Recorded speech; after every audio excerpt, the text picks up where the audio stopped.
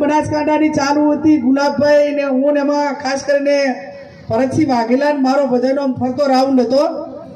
7 વિધાનસભાની મતગણતરી ભેગી થાય અને આખો રાઉન્ડ 70,000 નો થાય, 70,000 થી 75,000 નો એવરેજ.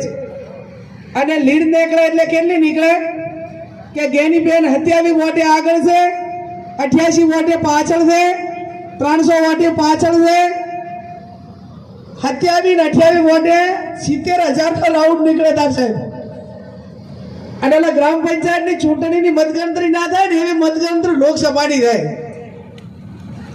મેં કીધું કદાચ 50-60,000 હારીએ ને તો ચાલે, પણ આ 20-25 વોટે હારીને ઘરે સી રીતે આવું એમ કદાચ લાંબી આપણે લોકસભાની ચૂંટણીમાં મોટી હારવા થાય એનો અફસોસ ના થાય, પણ હવે 48, 20, 25, 30 વોટે હારવાનો લોકસભાનો વારો આવે તો એનાથી હવે એટલે મારો કહેવાનો અર્થ એટલો છે કે આ એક મતનું મૂલ્યાંકન કેટલું છે, એની કિંમત કેવડી મોટી છે. અને એટલા માટે આપણે બધા ઉમેદવારો પ્રચાર કરે એટલે એમ કે તમારો કિંમતી, પવિત્ર અને અમૂલ્ય મત કે જેનું કોઈ મૂલ્ય જ ના થાય એવું મત આપણે જ્યારે મતદાન કરવા જઈએ ત્યારે સાહેબ નોટાની અંદર એક બૂથમાંથી 15 મિનિટ પછી નીકળે.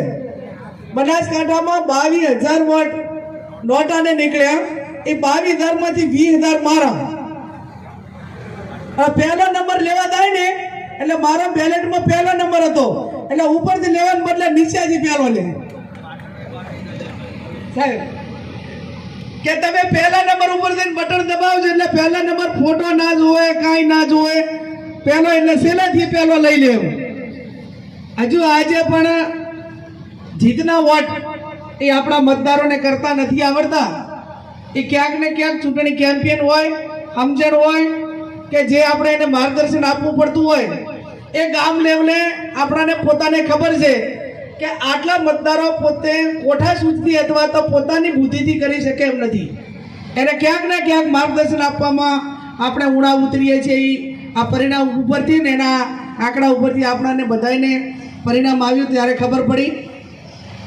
આ ચૂંટણી પ્રદેશ સમિતિમાં કાર્યક્રમ રાખ્યો ને બધા આગેવાનોએ કીધું કે જ્યારે ગુજરાતમાં કોંગ્રેસની 150 સીટો આવીને એ ટાઈપે હંપ નતો એટલો હંપ આ 2024માં કોંગ્રેસના નેતાઓ હોય કે કોંગ્રેસના કાર્યકરોએ સમગ્ર ગુજરાત અને દેશમાં એકતાની ભાવનાના દર્શન કરાવ્યા. એ હું માનું છું ત્યાં સુધી આ પહેલી ચૂંટણી અમારા અનુભવના આધારે જોવા મળશે.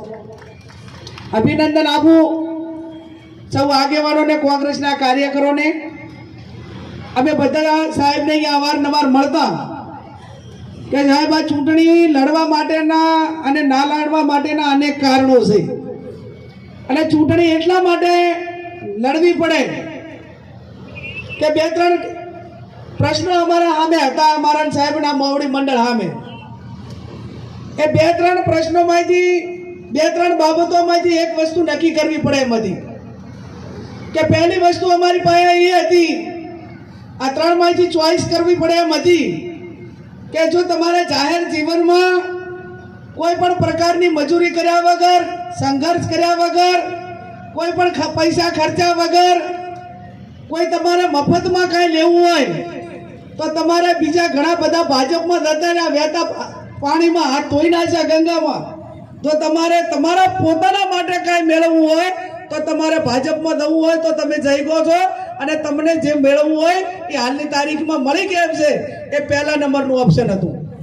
બીજા નંબરનું એ હતું કે તમે વૈચારિક રીતે એમ માનતા હો કે કોંગ્રેસ પાર્ટી અમને ઘણું આપ્યું છે, સમાજે ઘણું આપ્યું છે, 18 આલમને 36 કોમે ઘણું આપ્યું છે, અને આ તમે જે કાંઈ છો એ લોકોના હિસાબે અને કોંગ્રેસના હિસાબે છો. તમારે આ ના કરવું હોય અને આપણને એમ લાગે કે હવે આ રાજકારણમાં હાલ આરામ લેવાની જરૂર છે તો ટેમ્પરરી રીતે તમારે જાહેર જીવનથી દૂર રહેવું પડે. હવે દૂરે નતું રહેવા એમ, હા મેં દબાવે એમ નતું, તો હવે તમારી પાસે ત્રીજો રસ્તો સાહેબ શું વધ્યો કે હવે હારને જીતની પરવા કર્યા વગર હોમ સ્વાહા કરીને પડો મેદાનમાં, કાં તો આ પાર ને કાં તો ઓલે પાર. એટલે તમારે ચૂંટણી મેદાનમાં આવી અને કોંગ્રેસ પાર્ટીને પાણીથી કરીને ચોટી સુધી તાકાત લગાવીને કોંગ્રેસ પાર્ટીને ઊભી કરો. એ આ તમારું ત્રીજું ઓપ્શન હતું. સંઘર્ષનો રસ્તો હતો. એટલે અમે ચંદનજીને બધી બેતી ગંગામાં હાથ ધોવાનું પસંદ નથી કર્યું. અમે એને ચંદનજીએ રણ છોડીને ભાગી જવાનું નક્કી નથી કર્યું. અમે ચંદનજીએ મેદાનમાં આવી અને તમને બધાને હૂંફ આપીને કોંગ્રેસ પાર્ટીને તમારા બધાના આશીર્વાદ થકી કોંગ્રેસ પાર્ટીને ઊભા કરવા માટેના પ્રયત્નો કર્યા. અને અમે તો એમ જ કહેતા હતા કે ઘણા બધા આમ તો એમ લાગે ચાલુ ધારાસભ્ય હોય એટલે હારવાની બીક લાગે કે ના લાગે. અને હું બધાને કહેતી હતી મારા ચૂંટણી પ્રચારમાં લગભગ બધી જ મિટિંગોમાં કીધું કે હું ચૂંટણી ના લડું તો પણ હું ધારાસભ્ય હતી.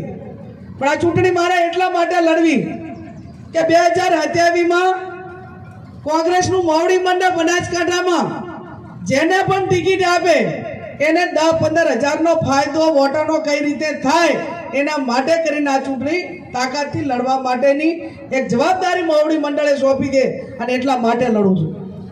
અને મેં કીધું હતું કે હાર જીતનું પરિણામ એ લોકોના હાથમાં છે, પણ આ બનાસકાંઠાની ચૂંટણી સમગ્ર ગુજરાતને એક એકતાનો સંદેશો આપશે અને એવો મેસેજ આપશે બનાસકાંઠા જિલ્લો કે આજે પણ કોંગ્રેસ પાર્ટી ધારે તો ગુજરાતની અંદર ભારતીય જનતા પાર્ટીને હરાવી શકે છે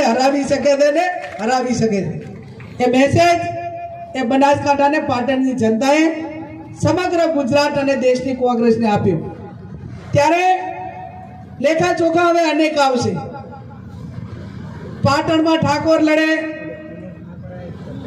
મહેસાણામાં ઠાકોર લડે, બનાસકાંઠામાં ઠાકોર લડે, અને છતાં મારો 18 આલમને 36 કોમનો તમામ સમાજના આગેવાનો એને રંગે ચંગે ચૂંટણી લડાવે અને એક પણ જગ્યાએ એમ રાખે કે તમે ઠાકોરોને ટિકિટો આપી છે અમને નથી આપી, તો આજે આ ઠાકોર આગેવાનોને કોંગ્રેસ પાર્ટીને હું બે હાથ જોડીને વિનંતી કરું છું કે હવે બીજા સમાજોને હાચવવાની જવાબદારી એ ઠાકોર સમાજની અને કોંગ્રેસના આગેવાનોની થાય છે. ત્યારે આપ સૌ આપણાને કોઈક વેત નમી હોય તો હાથ નમજો અને એમને તમને સર્વોપરી જે લોકસભા કહેવાય એમાં તમને બધાને ચૂંટણી લડાવ્યા અને જીતાડ્યા.